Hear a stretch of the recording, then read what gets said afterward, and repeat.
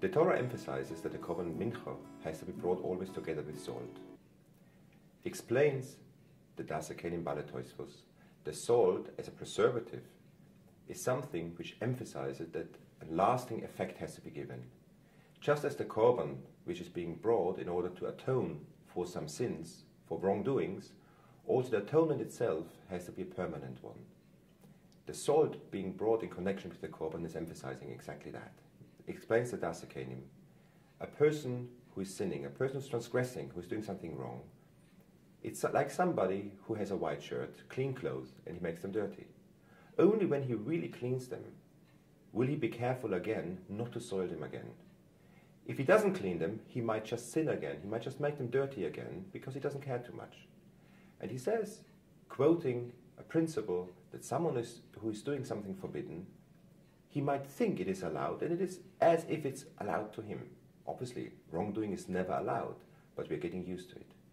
The Das Kelim is mixing two different concepts. On the one hand, we all know rationalization is sometimes tricking us into believing that a certain act is in fact not wrong to do, because we find excuses why in that certain situation, in that particular instance, a certain act might be allowed, should be allowed for me. But there's a more subtle type of rationalization which is affecting our free will, and that is, at times, we think that even though we know that a certain behavior is wrong, it is something which for us is applicable. We can't do any different. I know it's wrong. I know it's not the right thing to do. I know I shouldn't do it, but that's who I am. That's based on my upbringing, it's my influence, I'm weak, I'm not that religious.